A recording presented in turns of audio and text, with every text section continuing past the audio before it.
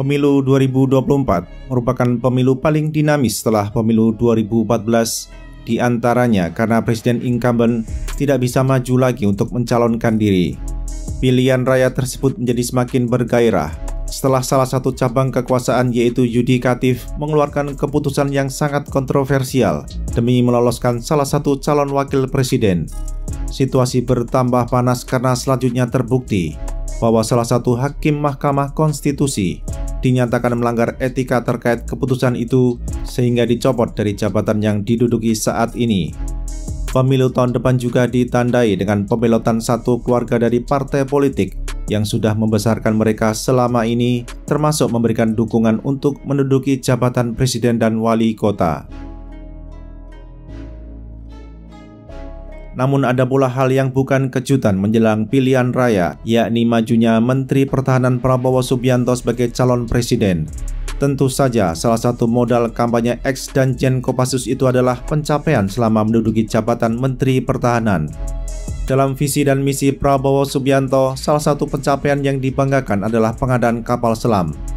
Faktanya, sampai sekarang Kementerian Pertahanan belum menandatangani kontrak akuisisi kapal selam dengan galangan manapun asal Eropa, walaupun penetapan sumber pembiayaan atau PSP telah diterbitkan oleh Menteri Keuangan pada semester pertama 2023. Menurut data, sejak 2021 hingga 3 bulan pertama tahun ini, orang nomor satu di lapangan banteng sudah menyetujui PSP sekitar 25 miliar US dollar bagi Medan Merdeka Barat. Walakin, kontrak yang telah ditandatangani belum sebanyak program-program pengadaan yang telah direstui oleh bendahara negara. Sedangkan kontrak yang sudah diaktifasi yang ditandai dengan pembayaran uang muka oleh Kementerian Pertahanan kepada OEM juga masih sedikit. Hingga kini, masih terdapat sejumlah kontrak yang sudah diteken, tetapi belum mencapai tahap efektif.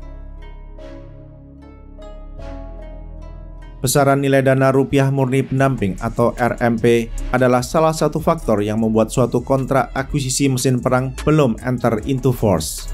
Mengacu pada data APBN, nilai dana RMP pada APBN 2023 Kementerian Pertahanan tidak mencapai 700 miliar rupiah. Walaupun besaran RMP kini hanya 7% dari nilai total kontrak, kuota yang diberikan oleh lapangan banteng masih jauh dari kebutuhan RMP sesungguhnya. Pada APBN 2024 untuk Medan Merdeka Barat, diprediksi besaran RMP tidak akan jauh berbeda dengan APBN tahun sebelumnya. Nampaknya pada tahun depan akan ada sejumlah kontrak yang telah ditandatangani pada 2023 dan tahun lalu yang akan menerima RMP. Diperkirakan pencairan RMP baru akan terlaksana setelah Juni 2024 alias pasca proses pemilu presiden selesai.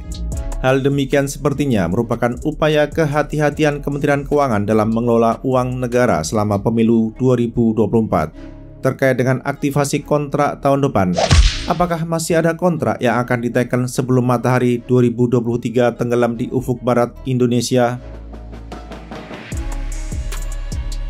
Tidak dapat dipungkiri bahwa rencana akuisisi peralatan perang cukup masif pada MEF 2020-2024. Sayangnya, rencana tersebut terkadang tidak berdasarkan analisis yang matang dengan mempertimbangkan berbagai aspek.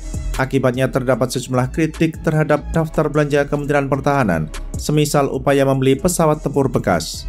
Begitu pula dengan penandatanganan kontrak saat program belum tercantum dalam Blue Book. Demikian juga dengan pengajuan tambahan anggaran untuk suatu program pengadaan.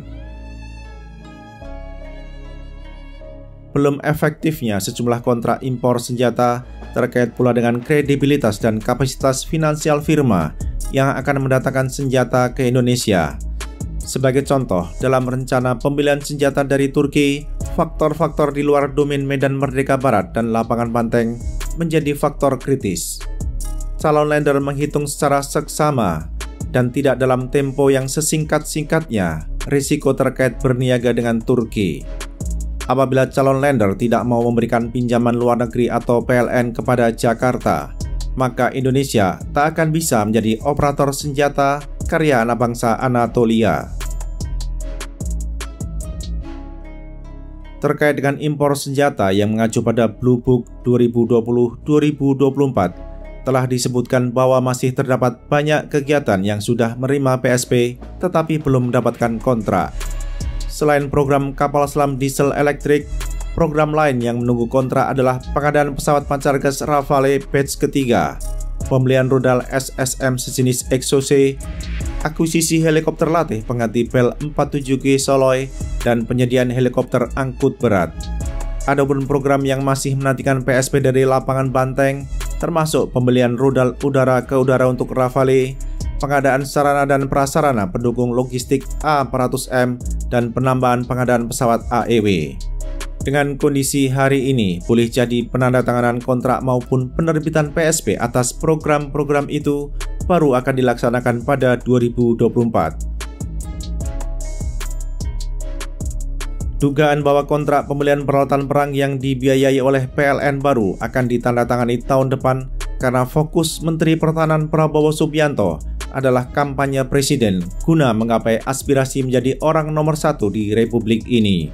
Sebagaimana diketahui, pada pemilu 2009, pasangan Megawati Soekarno Putri dan Prabowo Subianto dikalahkan oleh duet Susilo Bambang Yudhoyono dan Budiono.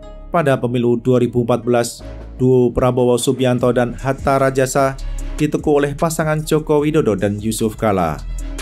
5 tahun kemudian, pasangan Prabowo Subianto dan Sandiaga Uno dilibas oleh Joko Widodo yang bersanding dengan Ma'ruf Amin.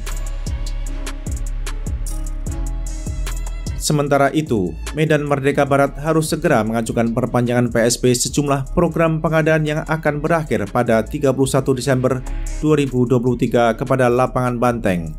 Terdapat pula PSP yang validitasnya hingga 31 Januari 2024 sehingga butuh persetujuan perpanjangan dari lapangan Banteng.